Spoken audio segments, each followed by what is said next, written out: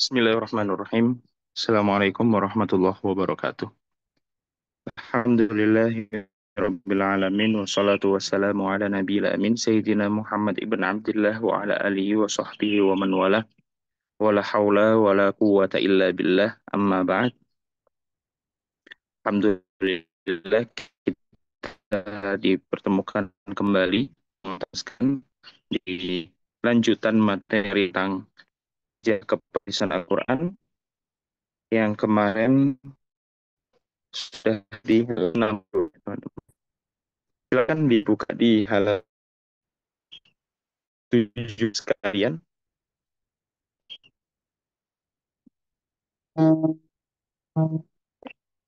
Silakan dibuka di halaman 67.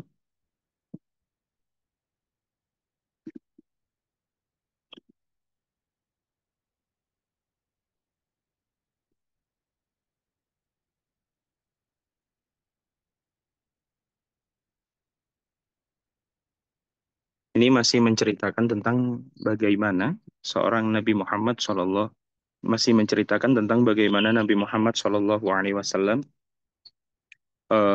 apa namanya ketika beliau itu dinisbatkan atau dikatakan sebagai ummi, tetapi pada faktanya bahwasanya beliau itu pernah menulis suatu surat. Ya. Bagaimana orang yang dinisbatkan sebagai ummi atau orang yang biasa dikenal sebagai orang yang tidak bisa baca dan tulis, kemudian eh, beliau dapat menulis gitu. Ya, berarti sandaran yang apa namanya utarakan orang-orang kepada Nabi Muhammad yang tidak bisa baca dan tulis tentu batal ya, karena orang yang menulis tentu bisa membaca ya. Ya. Tapi meskipun ada eh, apa namanya pendapat lain yang mengatakan seperti anak kecil menulis ala kadarnya tidak tidak bisa membaca apa yang ia tulis. Kemudian orang yang membaca pasti apa namanya tidak pasti juga bisa menulis ya. Nah, itu di sini berarti membatalkan bahwasanya Nabi Muhammad itu bisa baca dan tulis, dibuktikan Nabi Muhammad sendiri itu membuat suatu surat ya, suatu surat. Kita mulai di halaman 167 ya. Haddatsana Ishaq ibn Ibrahim al-Handari wa Ahmad ibn Jinab al-Masisi jami'an an Isa ibn Yunus wa lafdhu Ishaq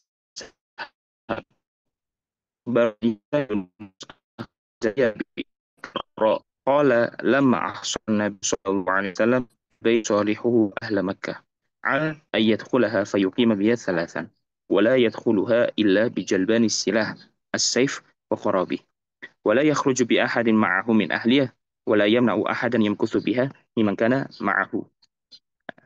Di sini apa namanya diriwayatkan dari Ishak ya.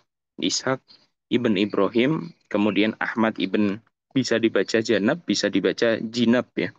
Dari Sayyidah Aisyah radhiyallahu an bahwasanya Rasulullah Shallallahu alaihi wasallam ketika memasuki kota Mekah ya. Ketika memasuki kota Mekah eh, pada hari Fatu Mekah. Jadi Fatu Mekah sendiri itu ketika Nabi Muhammad SAW dan para sahabatnya diizinkan kembali untuk masuk ke kota Mekah setelah sekian lama beliau itu tidak diizinkan apa namanya masuk ke kota Mekah seperti orang yang apa namanya orang yang belum dapat visa ya, belum dapat visa masuk. Akhirnya beliau dan para sahabatnya tidak diizinkan untuk haji dan juga tidak diizinkan untuk berumroh, untuk mengunjungi apa namanya kota suci Mekah.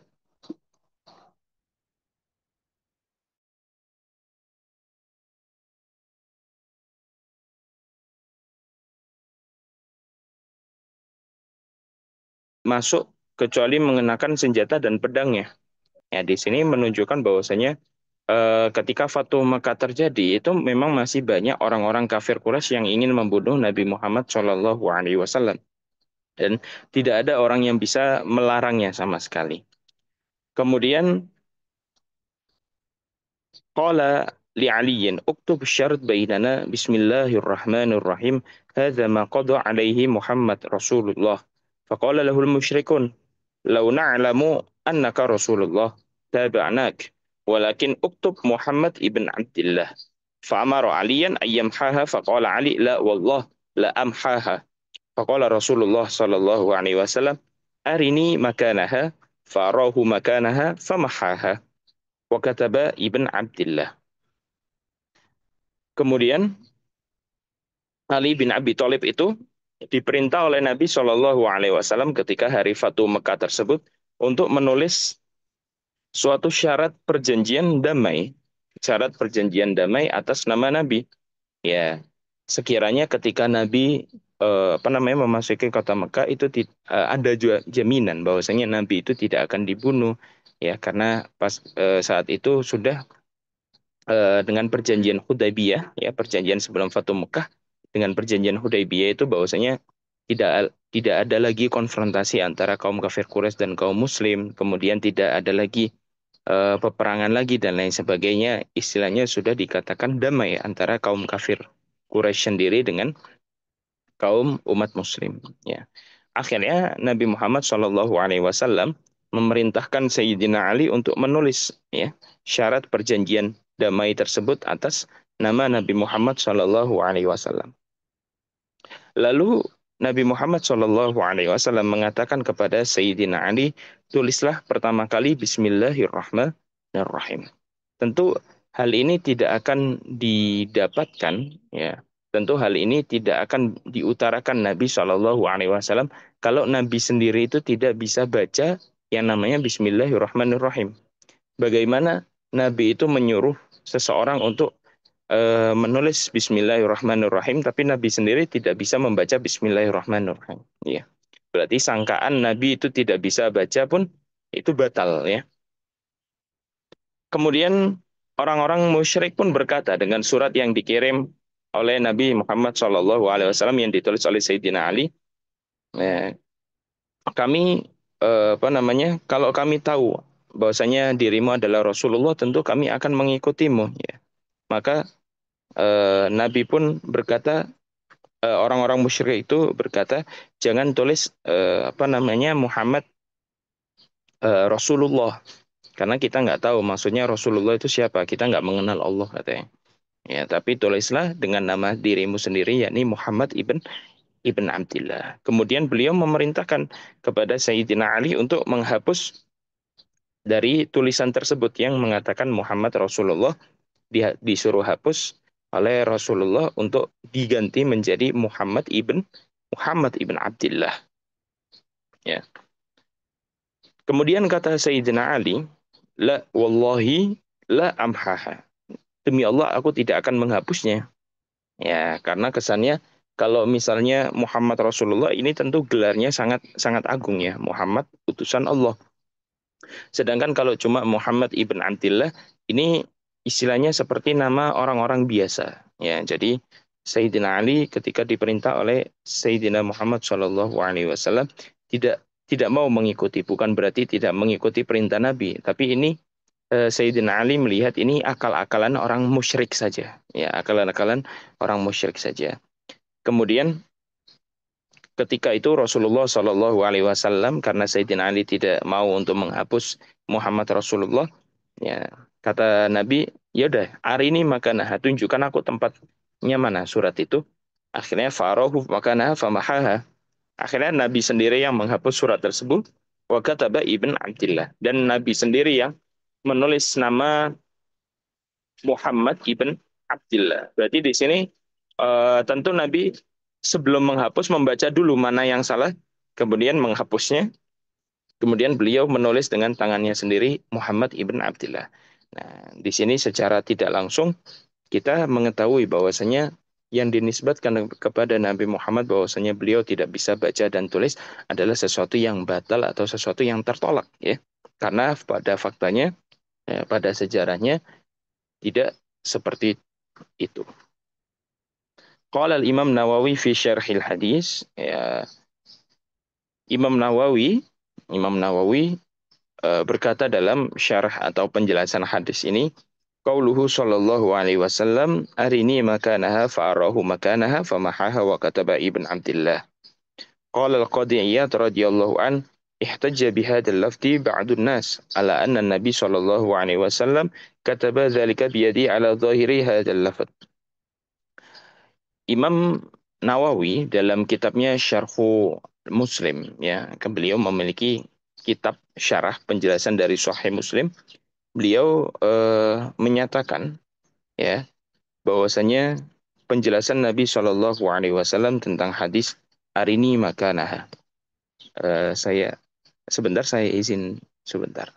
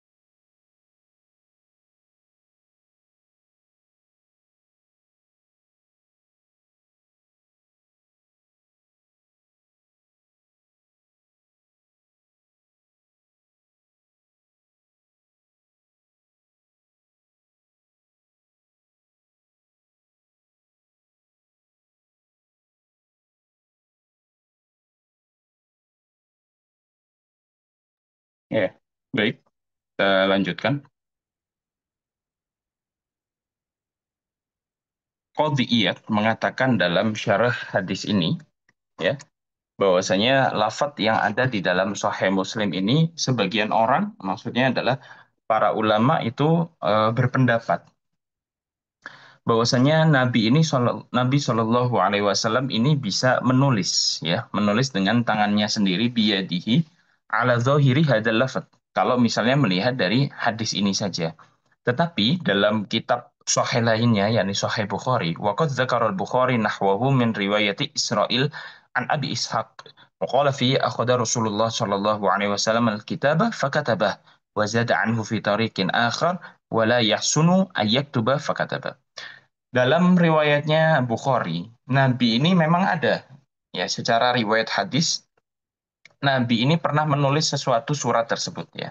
Nabi ini pernah menulis pada suatu kitab, maksudnya suatu buku, gitu ya. Atau bisa di apa namanya surat-surat tersebut, kemudian beliau menulis. Tetapi wala yaksunu ayyaktuba fakataba, tetapi beliau ini apa? Tidak terlalu mahir dalam menulis. Maksudnya bukan orang yang pandai menulis gitu ya. Tapi beliau bisa menulis, ya. Ya, Jadi secara tidak langsung kita bisa menyimpulkan bahwasanya ketika kita mengatakan Nabi itu tidak bisa baca dan tulis itu adalah dugaan atau apa namanya hipotesis yang salah ya. Eh, dugaan yang salah yang ditujukan kepada Nabi Muhammad karena Nabi Muhammad bisa baca dan tulis. Qala ashabu hadal madhab inna Allah ta'ala ajra dhalika ala yadih imma bi an kataba dhalika al-qalam bi yadih wa huwa ghairu alimin bima yaktub aw anna Allah ta'ala 'allamahu dhalika hina idin hatta katabah wa ja'ala hadha ziyadatan fi mu'jizatihi fa innahu kana ummiyan fakama 'allamahu ma lam ya'lam minal ilmi wa ja'alahu yaqra'u ma lam yaqra' wa yajlu ma lam yakun yajlu kadzalika 'allamahu ay yaktuba ma lam yakun yaktub wa khatta ma lam yakun yakhuttu ba'da an-nubuwah aw ajra dzalika 'ala yadi. Tetapi ada juga beberapa mazhab ya, beberapa golongan yang menyatakan bahwasanya ini adalah salah satu mukjizat yang diberikan Allah, yang diberlakukan Allah kepada nabinya, ya, untuk dapat membalas suratnya orang-orang musyrikin, ya. Makanya kata-katanya innallaha ta'ala ajra dzalika ala yadi, ya, memberlakukan hal tersebut atas tangannya Nabi Muhammad Shallallahu alaihi wasallam, ya. Jadi perkara imma bi an kataba dzalikal qalam biyadi. Entah itu beliau itu menulis apa tulisan tersebut dengan tangan beliau, ya padahal beliau mungkin saja tidak tahu dengan apa yang beliau tulis, yang penting tulis saja. Itu termasuk mujizat yang diberikan Allah kepada Nabi Muhammad. Aw Allah taala 'allamahu dzalika hina idin hatta kataba, atau mungkin saja Allah langsung mengajari Nabi Muhammad tentang tulis menulis atau membaca pada waktu tersebut sehingga beliau dapat menulis. Wa ja'ala hadza ziyadatan fi mu'jizati, ini merupakan apa tambahan dari mukjizat yang dimiliki Nabi Muhammad Shallallahu Alaihi Wasallam. Fa innahu kana ummiyan. Kalau apa namanya kita mengatakan beliau ini adalah seorang yang ummi, ya.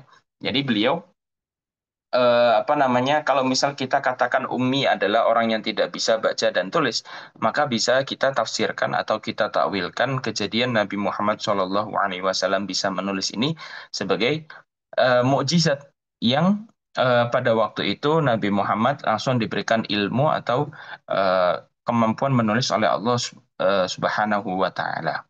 Tapi kalau misalnya kita mengatakan apa namanya ummi adalah orang yang dinisbatkan pada Ummil Qura, tentu Nabi Muhammad juga seorang ummi karena berasal lahir dan tumbuh kembang di kota Mekah.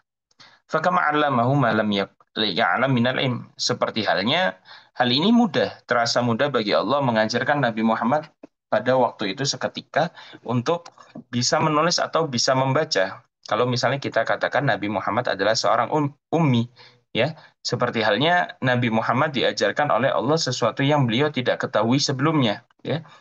Ketika terjadi suatu perkara Nabi Muhammad SAW mendapatkan wahyu tiba-tiba yang diajarkan oleh Allah, itu hal yang lumrah, hal yang biasa kita temukan. Waja'alahu yaqra' ma lam yaqra', ya. Meskipun kalau kita bisa bilang beliau itu tidak bisa membaca karena beliau ummi, ya itu apa namanya? Mungkin saja, ya mungkin saja Allah itu mengajarkan Nabi membaca pada waktu itu. Ya, meskipun pada asalnya Nabi itu tidak bisa membaca, mungkin pada waktu tersebut Allah menganugerahi ilham atau kemampuan kepada Nabi untuk bisa membaca. Wa yajlu ma lam yakun yajlu. Dan beliau pun bisa membaca padahal beliau tidak bisa membaca. Kadzalika 'allamahu ayyaktuba ma lam yakun yaktub, ya. Begitulah Allah pun mengajarkan kepada Nabi Muhammad untuk bisa menulis padahal beliau belum bisa menulis sebelumnya. Wa khata ma lam yakun yakhuttu ba'da nubuwah aw ajra dzalika ala yadihi. Qalu hadza la yaqdahu fi wasfihi bil ummiyah wa ihtajju bi atharin ja'at fi hada an sya'bi wa ba'd salaf wa anna nabi sallallahu alaihi wasallam lam yamut hatta kataba. قال القاضي وإلى جواز هذا ذهب الباجي وحكاه عن السمناني وأبي ذر وغيره. Mereka berkata, ya para ahli tersebut, ini tidak meragukan atau tidak memperburuk citra dari sifat kenabiannya seorang Nabi Muhammad SAW. Ya, meskipun Nabi itu tidak bisa baca dan tulis, Ya, itu bukan berarti beliau itu bukan manusia yang apa namanya seperti kita tidak bisa baca tulis itu biasa-biasa saja. Itu merupakan suatu yang apa namanya wajar manusiawi ya apa bisa ditolerir kalau misalnya tidak bisa baca dan tulis ya. Dan mereka mengambil dalil ya dengan asar dengan hadis ya yang datang daripada Asy-Sya'bi dan sebagian para salaf bahwasanya Nabi Shallallahu Alaihi Wasallam itu tidaklah meninggal sehingga bisa menulis. Jadi memang ada riwayat yang mengatakan bahwasanya Nabi itu adalah orang yang bisa menulis. Eh, Entah itu menulisnya memang Nabi memiliki kemampuan menulis atau Nabi memang pada waktu yang dibutuhkan diajarkan Allah untuk bisa menulis. Ya. وذهب الأكثرون إلى من هذا كله قالوا وهذا الذي زعمه الذاهبون إلى قول الأول يبطله وصف الله تعالى إياه بالنبي الأمي. Dan ini menjadi suatu apa namanya pembatalan atau suatu jawaban bagi orang-orang yang menganggap bahwasanya Nabi ini tidak bisa baca dan tulis karena pada faktanya Nabi benar-benar bisa membaca dan menulis. La ta'arada bainal amran. Sehingga kita bisa katakan tidak ada dua hal yang menjadi apa perbandingan besar dalam dua hal ini antara umminya Ummil Qura atau umminya Nabi yang tidak bisa baca dan tulis ya. Tentu Nabi juga bisa dikatakan ummi karena beliau berasal dari Ummil Qura yakni kota Mekah. Nabi juga bisa dikatakan apa namanya ummi kalau misalnya memang tidak bisa baca dan tulis. Kalaupun kita katakan tidak bisa baca dan tulis dan ada hadis beliau bisa baca dan tulis, itu pada waktu tersebut Allah menganugerahkan ilham atau mengajarkan langsung kepada Nabi Shallallahu Alaihi Wasallam untuk baca dan tulis. Wasfullahi ta'ala iyyahu alaihi salatu wassalam bin nabil ummi la yabtulu dzalik. Ya, meskipun Allah mensifati Nabi Shallallahu alaihi wasallam dengan kata ummi ya pada ayat-ayat sebelumnya itu tidak membatalkan hal tersebut. Waswabu fi kaffil qailin bi annahu alaihi salam kataba wa kana yaktub. Ya, dan yang benar, jawaban yang benar dalam membungkam orang-orang yang apa namanya orang-orang yang bicara tentang keburukannya Nabi, orang yang terlalu mendiskreditkan Nabi dengan eh, apa namanya ketidakbaikan. Ya, bahwasanya Nabi Shallallahu Alaihi Wasallam itu benar-benar menulis, ya, bisa menulis dan juga pernah menulis, ya. Kalau ada yang mengatakan, oh Nabi itu ummi, Nabi itu tidak pernah baca, tidak bisa membaca, tidak pernah menulis, nah, itu berarti orang yang tidak paham hadis atau orang yang tidak pernah belajar, ya. Padahal Nabi itu, kalaupun kita katakan ummi, Nabi pernah membaca. Ya, dalilnya apa? Nabi ketika apa namanya Fatu Mekah itu orang musyrikin apa namanya tidak mau surat tersebut ditulis dengan namanya Muhammad Rasulullah. Akhirnya Nabi melihat dan menghapus tulisan tersebut kemudian menulis kembali yang benar Muhammad ibn Abdullah. Baik. Wa kana alaihi salam ummiyan nisbatun ummil qura. Nah, kalau begitu, ummi itu apa? Ya. Kata ummi yang ada di Quran, kalaupun Nabi itu ternyata bukan ummi yang tidak bisa baca dan tulis dengan dibuktikan bukti empiris secara sejarah dari hadis. Nah, kata ummi, an-nabiyil ummi, kata ummi di situ adalah nisbatun ila ummil qura, dinisbatkan pada ummil qura, yakni kota Mekah likaunihi wulida fi umil qura karena Nabi Muhammad Shallallahu alaihi wasallam itu terlahir atau dilahirkan di kota suci Mekah. Wa nasya'a fi umil qura dan beliau juga bertumbuh kembang ya, bertumbuh kembang di kota Mekah. Wa kana yaqra wa yaktub. Beliau juga bisa membaca dan menulis. Wala ta'arudha bainal amrain dan tentu ini bukan apa namanya dua dua hal yang saling dipertentangkan. Dalilun akhar ala qudrati alal kitabah. Dalil lainnya yang menunjukkan bahwasanya beliau itu mampu untuk menulis. Wa mimma yadullu ala qudrati alaihi salam an alal kitabah ma dzakarahu Allah Subhanahu wa taala min kullil kuffar. Dan sebagian dari sesuatu atau suatu dalil yang bisa menunjukkan kita atas kemampuannya Nabi Shallallahu Alaihi Wasallam untuk menulis ya apa yang dikatakan Allah dari maksudnya apa yang ada di dalam Al-Quran yang tercantum dari ucapannya orang-orang kafir. Wa qalu asatirul awwalin iktatabaha fayyatumla alaihi bukratan wa asila.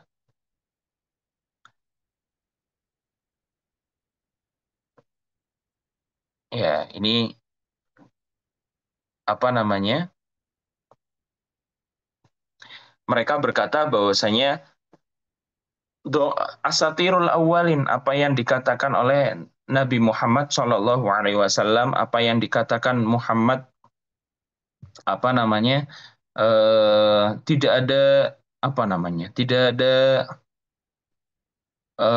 gunanya sama sekali ya, karena apa yang diceritakan Muhammad itu hanyalah dongeng orang-orang yang terdahulu ya. Mereka masih menganggap bahwasanya apa yang dikatakan Nabi Muhammad itu bukanlah suatu kebenaran ya.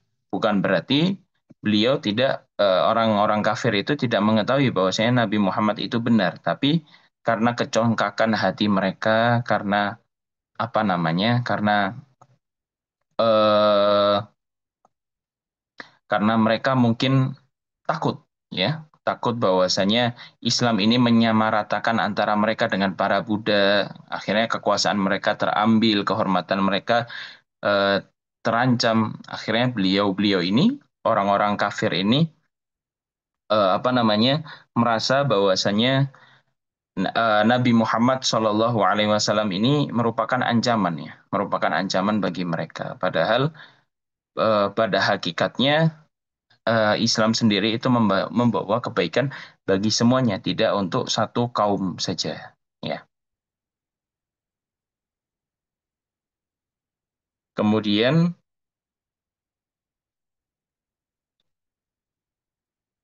di sini disebutkan bahwasanya apa yang dikatakan oleh orang-orang kafir tersebut dituliskannya iktatabaha, maka dibacakanlah kepadanya pagi dan petang. Maksudnya Al-Quran tersebut itu dibacakan kepada Nabi Shallallahu Alaihi Wasallam pada pagi dan petang. Qala Zamakhsyari iktatabaha katabaha li nafsihi wa akhadaha kama taqul istakabbal ma'u wastabahu idza sakabahu wa sabbahu li nafsihi wa akhadahu katabal kitab katabtuhu wa minhu qawlu ta'ala iktataba fayyatumla alih. ففي الآية إشارة واضحة إلى أن النبي sallallahu alaihi wasallam kana ya'lamu al-kitabah. Di sini ayat ini menurut Imam Zamakhsyari dan Imam Al-Jauhari ya, itu ada suatu isyarat atau suatu tanda yang sangat jelas bahwasanya Nabi Shallallahu Alaihi Wasallam ini mengetahui tentang tulis menulis ya. Wa kana qadiran aliyya ghairu ajizin anha, dan beliau ini bisa dikatakan apa namanya, bisa dikatakan bisa menulis ya. Bukan orang yang tidak pandai menulis, memang bisa menulis. Wal kufar kanu kadzibina min ghairi syak. Nah, orang-orang kafir yang menduga bahwasanya Nabi Muhammad ini tidak bisa baca dan tulis, itu mereka orang-orang yang bohong ya, tidak perlu diperdebatkan, memang orang-orang ini pembohong. Hina maqalu anil Quran asatirul awwalin. Ya, ketika mereka mengatakan atas Quran yang turun asatirul awwalin itu hanya dongeng orang-orang yang terdahulu, ya. Wa kanu kadzibin, ya. Dan mereka itu adalah orang-orang yang pendusta, selalu mendustakan atau apa namanya, menolak tentang apa yang diucapkan Nabi Muhammad SAW. Qalu fayyatumla alaihi bukratan wa asila, walakin laisa hunaka ma yadfa'una ilal qaul bi annahum kanu kadzibin hinama athbatu li Rasulillah maharatal kitabah. Baik, di sini disebutkan kembali tentang takwil wala takhutuhu biyaminik. Ada takwil dan tidaklah kamu menulis Al-Quran dengan tangan kirimu Muhammad, tangan kananmu Muhammad ya. Ada suatu ayat wala takhutuhu biyaminik itu. Ada ayat lain yang mereka itu menduga ya, menduga bahwasanya Nabi Shallallahu Alaihi Wasallam ini tidak bisa membaca dan menulis ya. Jadi kalau bisa kita katakan siapa yang mengawali orang yang apa namanya bahwasanya Nabi Muhammad itu tidak bisa baca dan tulis ya, seorang ummi, itu adalah orang-orang kafir ya. Jadi yang sering kita dengarkan bahwasanya ummi itu adalah tidak bisa baca dan tulis, memang ada pengertian seperti itu. Tapi yang tidak kita ketahui bahwasanya ummi itu juga punya pengertian lain, bahwasanya orang yang dilahirkan dan dibesarkan di kota Mekah dinamakan ummi. Ya. Kemudian kita sering dengar bahwasanya Nabi Muhammad itu selalu digaungkan tidak bisa baca dan tulis. Itu adalah pernyataan orang-orang kafir atas Nabi Muhammad SAW, karena pada faktanya Nabi Muhammad adalah orang yang bisa baca dan bisa menulis, ya. Jadi ini adalah sangkaan atau dugaan yang batal yang tidak bisa diterima secara logika, ya. Karena eh, memang faktanya Nabi Muhammad adalah orang yang bisa menulis. Kemudian apa yang dimaksud dengan tafsir ayat wala takhutuhu biyaminik, dan engkau tidak menulis dengan tangan kananmu Muhammad, ya.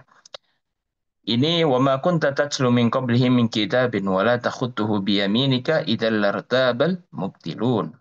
وهذا الوهم نتيجة للذهول عن سياق الآية، فالآية ما جاءت لإثبات أن النبي صلى الله عليه وسلم ما كان يقرأ ولا يكتب أصلا، وإنما جاءت ردا وإبطالا لمن كان يجحد بالقرآن ويقول إنه ليس وحيا من الله، وإنما هو افتراء واقتباس من الكتاب الإلهية السابقة، فجاء الرد أنك ما كنت تتلو قبل ذلك أي كتاب. Nah, baik. Ini ada ayat yang menyatakan begini, wa ma kunta, surat Al-Furqan nih.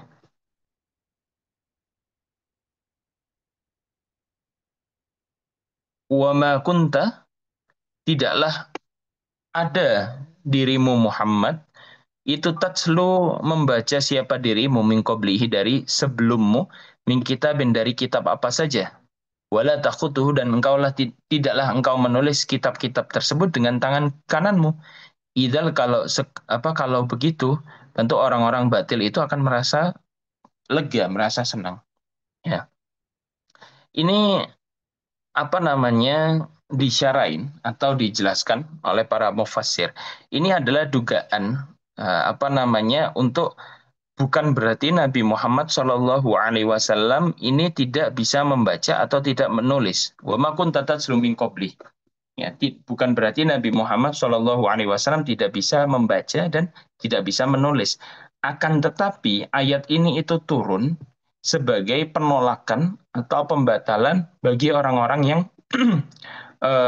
apa namanya, membatalkan Al-Quran, atau orang-orang yang menentang Al-Quran. Karena orang-orang kafir saat itu mengatakan bahwasanya apa yang diucapkan Muhammad, apa yang disampaikan Muhammad, yakni Al-Quran, itu bukan wahyu dari Allah. Itu cuma karang-karangan Muhammad saja, itu dongeng Muhammad saja.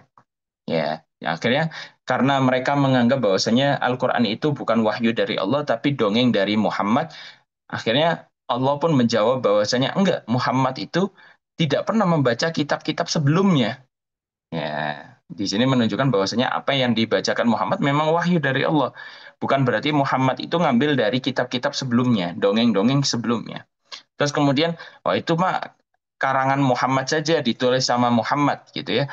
Nah, ini apa namanya? Enggak, ya. Maksudnya adalah eh, apa yang ditulis oleh Muhammad, ya, itu apa namanya, apa yang turun atas Muhammad, yakni wahyu Al-Quran, itu tidak ditulis dengan tangan kanan Muhammad, memang turun dari Allah. Jadi bukan berarti ayat ini menunjukkan bahwasanya Nabi Muhammad tidak bisa baca dan tulis, membaca atau menulis dengan tangan kanannya, akan tetapi sebagai jawaban atau sebagai eh, penolakan atas statement atau pernyataan orang-orang kafir yang mengatakan Nabi Muhammad, apa yang dibawa Nabi Muhammad, yakni wahyu Al-Quran, itu merupakan dari Nabi Muhammad.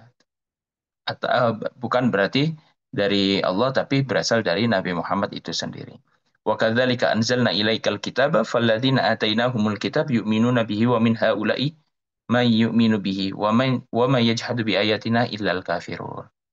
Nah, ini balasan juga dari Allah, dan seperti demikianlah kami turunkan kepada dirimu Muhammad, yakni Alkitab, maksudnya Al-Quran. Falladzina atainahumul kitaba yu'minuna bihi wa min haula'i ma yu'minu bihi. Dan orang-orang yang kami turunkan Al-Quran pada mereka, ya mereka ada yang mau beriman, yu'minu nabi. Ada juga wama yajhadu bi ayatina ilal kafirun. Dan ada juga orang yang apa namanya menyangkal tentang keorisinalitas atau kebenaran Al-Quran. Ya, orang-orang ini adalah orang-orang kafir. Wa ma kunta tatlu min qablih, dan engkau tidaklah membaca kitab-kitab sebelummu, wala takhutuhu biyami, dan tidaklah engkau menulis Quran dengan tangan kananmu. Idal lartabal mubtilun bal huwa ayatun bayyinat, akan tetapi Quran itu adalah suatu ayat-ayat yang jelas, ayat-ayat yang menjelaskan semua hal fi suduril ladina utul ilm, bagi apa namanya, jelas bagi siapa orang-orang yang mau belajar. Wa may yajhadu bi ayatina illa zalim, dan tidaklah menentang pada ayat-ayat kami kecuali orang-orang yang zalim saja. Fatilkal ayat lastamsaka fiha liman yaqulu inna nabi sallallahu alaihi wasallam ma kana ya'riful kitaba wal qiraati aslan. Dan ayat itu apa namanya, menunjukkan apa namanya, tidak ada korelasi tentang hubungannya Nabi Muhammad Shallallahu Alaihi Wasallam yang apa namanya tidak bisa baca dan tidak bisa menulis, ya. Hadisun badiil wahyu, hadis tentang permulaan wahyu.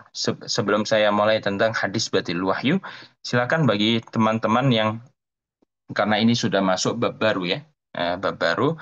Jadi saya persilakan kepada teman-teman sekalian untuk bertanya atau untuk apa namanya, eh, kalau misalnya ada yang belum jelas pertanyaan, silakan diajukan dahulu sebelum akan saya lanjut ke bab berikutnya, ya. Biar untuk persiapan saat ujian juga, ya. Silahkan. Di kolom obrolan nanti saya akan jawab.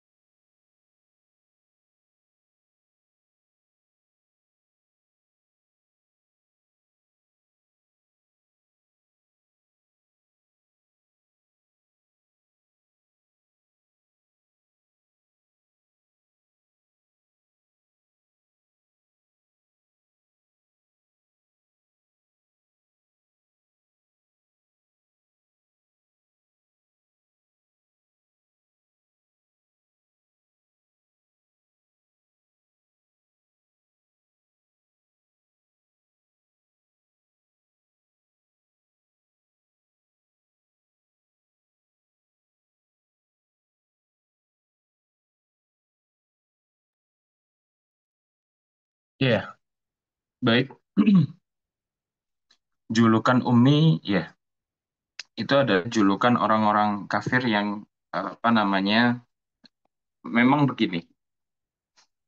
Orang-orang kafir itu apa namanya selalu mensifati Nabi Muhammad dengan keburukan. Kenapa? Pertama, orang kaum kafir Quraisy yang ada yang hidup bersama dengan Nabi Muhammad seperti Abu Jahal, Abu Lahab yang tahu bagaimana Nabi Muhammad bersikap itu bukan berarti mereka tidak mengetahui Nabi Muhammad itu bagaimana atau Nabi Muhammad itu tidak apa namanya tidak amanah. Padahal beliau-beliau ini atau orang-orang ini menjuluki Nabi Muhammad sebagai Al-Amin. Bahkan mereka ini menyimpan barang kekayaannya, harta kekayaannya kepada Nabi Muhammad seperti bank ya. Nabi Muhammad ini seperti bank pada zaman dahulu. Bagaimana bisa Nabi Muhammad yang apa namanya mereka sifati sebagai orang yang paling dipercaya di apa namanya kota Mekah, terus kemudian karena Nabi Muhammad ini hanya karena Nabi Muhammad menyampaikan wahyu dari Allah, risalah baru, akhirnya mereka tidak percaya.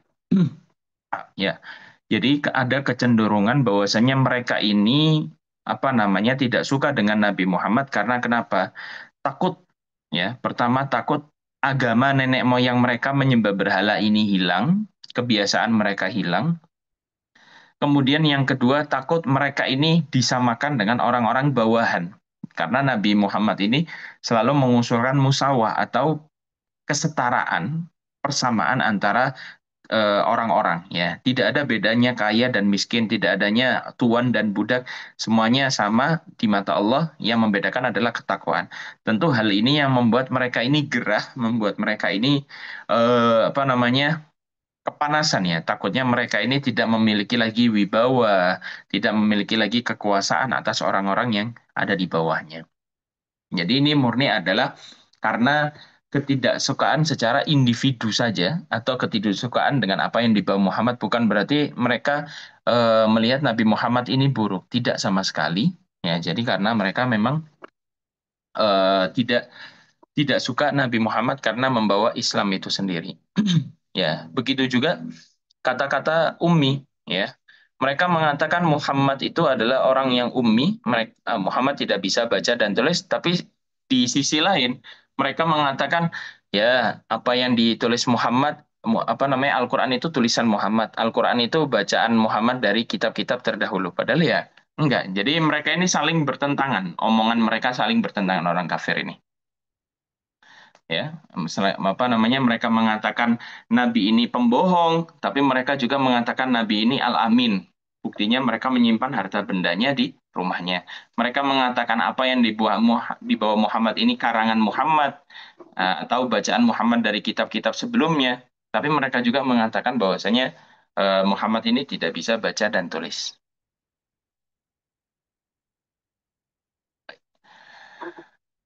Ketika Rasulullah Shallallahu Alaihi Wasallam diberikan wahyu pertama kali, ya Rasulullah ma'ana biqori, tidaklah aku bisa membaca. Baik, maka dari itu ada dua takwil tentang ayat ini. Apa namanya? Saya tidak bisa membaca sama sekali. Kita bisa takwil ayat ini begini. Ketika Nabi Muhammad Shallallahu Alaihi Wasallam dijelaskan, dibacakan oleh Sayyidina Jibril, ya, Iqra bismi rabbikal ladzi khalaq. Kata Iqra, Nabi menjawab dengan ma'ana biqara, tidaklah aku bisa membaca. Kita bisa apa namanya menjelaskan apa yang diutarakan Nabi ma'ana biqara. Pertama, ketika kita misalnya di puncak gunung, terus kemudian ada sesuatu yang tidak pernah kita lihat sebelumnya, tidak pernah kita gambarkan bentuknya sebelumnya, tiba-tiba datang. Terus kemudian apa namanya tiba-tiba menghampiri kita dengan bentuk yang segala rupa dan kita tidak pernah mengenal dia. Apa yang terlintas pada apa namanya pikiran kita pertama kali? Tentu kaget. Tentu apa namanya? Istilahnya apa namanya? Tidak bisa berkata apa-apa ya. Orang yang misalnya begini, ketika eh, misalnya seorang dokter yang biasa membedah, yang biasa mengobati pasiennya ketika luka. Ketika dia luka sendiri, dia akan merasa kesakitan. Meskipun dia tahu bahwasanya ketika luka ya memang memang nyeri. pakai pereda nyeri, pakai ibuprofen dan lain sebagainya. Tapi ketika beliau mengalami sakit, tentu juga akan mengalami kesakitan. Kemudian misalnya dokter kandungan, dokter obgyn misal. Dia yang biasa setiap hari menangani pasien untuk menjahit sesar atau melakukan persalinan. Apakah dia bisa melakukan persalinan? Tentu tidak. Ya, secara tabiiyah manusia atau kebiasaan manusia, ketika kita mengalami sesuatu yang secara mendadak atau sifatnya fujaiyah, tiba-tiba, tentu ada hal yang tiba-tiba yang biasa kita lakukan menjadi gagap. Ya, itu respon tubuh. Ya, jadi mungkin saja bisa kita takwil bahwasanya Nabi saat itu gugup ketika bertemu dengan Sayyidina Jibril akhirnya mengatakan demikian. Atau yang kedua, ya sesuai dengan bacaan tadi, kitab tadi, memang Nabi Muhammad ini asalnya tidak bisa baca dan tulis. Tetapi Allah memberikan wahyu pada waktu tersebut, Nabi Muhammad bisa membaca dan menulis. Ya, untuk menulis surat tadi. Ya, jadi apa namanya apa yang disampaikan dalam kitab tadi itu mencakup dua hal. Bahwasanya ada yang mengatakan, beberapa ulama mengatakan Nabi itu memang bisa baca dan tulis, tapi tidak bagus-bagus amat. Ya, bisa baca dan tulis ya, sekedar baca tulis mah bisa, tapi nggak pintar-pintar amat. Ya, tidak terlalu pandai biasa saja. Ada yang kedua, Nabi Muhammad bisa baca dan tulis, tapi jarang digunakan. Cuma waktu-waktu tertentu saja. Seperti Al-Quran turun ya, bukan berarti Nabi Muhammad yang menulis, tapi orang lain. Ya, tapi bisa. Seperti halnya begini, ketika ada seorang menjadi ustadz ya, ada orang menjadi ustadz. Ada orang menjadi ustadz. Ustadz ini apa namanya ketika memiliki pondok pesantren ada santri yang misalnya berkhidmah kepada dirinya. Ada orang yang menyapu di rumahnya atau memasak di rumahnya. Apakah ustadz itu tidak bisa kiai tersebut tidak bisa menyapu atau memasak? Ya, kalau sekedar nyapu ya bisa. Ya nyapu mah yang penting nyapu saja. Ya bersih atau tidaknya itu perkara lain. Yang penting bisa nyapu bisa. Bisa memasak bisa. Tapi keasinan ya nggak tahu. Pahit ya nggak tahu. Ya manis kemanisan ya nggak tahu. Yang penting masak saja. Yang penting ada air kemudian saya masukin mie, tak masukin ini. Enak atau tidak? Ya itu terserah nanti. Yang penting saya bisa masak. Nyapu bersih apa enggak? Yang penting bisa nyapu. Ya akhirnya ini yang membuat pendapat ulama bahwasanya Nabi Muhammad itu bisa membaca dan menulis tapi ya nggak bagus-bagus amat gitu. Tapi tidak berarti Nabi Muhammad tidak bisa membaca dan tulis sama sekali. Tapi ada yang mengatakan juga Nabi Muhammad awalnya pendapat yang ketiga memang tidak bisa sama sekali membaca dan menulis. Tapi eh, apa namanya orang-orang Nabi Muhammad ketika bisa membaca dan menulis itu merupakan wahyu atau diberikan ilmu kepada Allah. Dan bagaimana caranya meluruskan hal ini sementara opini masyarakat sudah melekat pemikiran tentang ummi ini? Bagaimana ya? Karena itu sifatnya itu sudah menyeluruh. Sifatnya itu sudah apa ya? Sudah familiar di telinga kita, tentu itu akan menjadi fitnah luar biasa. Loh kok gini, seperti itu. Ya, pertama, kita harus simpulkan, kita harus menyatakan bahwasanya Nabi ini adalah orang yang maksum. Nabi ini tidak pernah salah. Dan Nabi ini adalah manusia yang paling sempurna di antara semua manusia. Tentu Allah tidak menciptakan suatu nabi, tidak menciptakan suatu utusan yang bodoh itu tidak mungkin. Karena nabi itu pasti alim, nabi itu pasti cerdas. Ya, sifatnya nabi, sifat wajibnya nabi itu kan selain sidik, ya, tablik, amanah adalah fatonah, cerdas ya. Tentu cerdas ini harus dibuktikan dengan sisi akademis atau sisi intelektual ya dengan cara menulis dan membaca. Ya, tentu kita bisa utarakan kepada keluarga kita terlebih dahulu atau sanak famili kita terlebih dahulu atau anak-anak kita atau orang-orang terdekat kita bahwasanya kalau ada yang mengatakan Nabi tidak bisa baca dan tulis ya itu menyalahi kodrat itu menyalahi kodrat sebagai seorang nabi ya tidak mungkin nabi itu diciptakan tidak bisa baca dan tulis ya karena nabi sendiri itu memiliki sifat fatonah sifat intelektualitas yang tinggi. Ya, sifat intelektual bisa dibuktikan dengan cara menulis dan membaca. Kalau zaman sekarang orang itu bisa dikatakan intelek kalau bisa ya menulis, bisa membuat paper, bisa membuat jurnal dan lain sebagainya. Dan orang yang bisa berjurnal ya tentu bisa mengoreksi jurnalnya dengan membaca dan menulis. Nah, jadi itu sisi intelektual. Dan seorang nabi ya tentu fatona harus cerdas. Nggak mungkin nabi tidak bisa baca dan tulis. Maka dari itu kita kemukakan di muka umum atau kepada semua orang bahwasanya kata ummi disebut di situ adalah umminya adalah orang yang dilahirkan dan dibesarkan di kota suci Mekah. Maksudnya kata ummi itu begitu. Jadi, loh, kata orang-orang ummi tidak bisa baca dan tulis. Itu merupakan dugaan orang kafir atau sangkaan fitnahnya orang kafir kepada Nabi Muhammad untuk menjelekkan atau mendeskripsikan atau mengkerdilkan atau apa namanya istilahnya memberikan celaan kepada Nabi Muhammad gitu ya. Jadi sehingga umat Muslim ini dilarang untuk pandai, yo santai saja. Nabi kita, Rasul kita saja tidak bisa baca dan tulis, kita nggak usah belajar baca dan tulis. Padahal Nabi sendiri itu bisa baca dan tulis ya. Secara tidak langsung mereka ini ingin kita itu mengolok-olok Nabi Muhammad atau apa namanya mengurangi sifat kemuliaan Nabi Muhammad dengan tidak bisa baca dan tulis ya. Makanya itu nauzubillahi min dzalik ya kita harus sifati segalanya dengan kebaikan ya pada Nabi Muhammad itu sendiri. Baik. Itu yang bisa saya sampaikan pada pertemuan hari ini. Insya Allah di pertemuan yang akan datang akan membahas tentang proses penurunan wahyu dari sahabat Allah kemudian kepada Sayyidina Jibril dan kepada Sayyidina Muhammad Shallallahu Alaihi Wasallam. Saya akhiri wallahu a'lam bishawab. Assalamualaikum warahmatullahi wabarakatuh.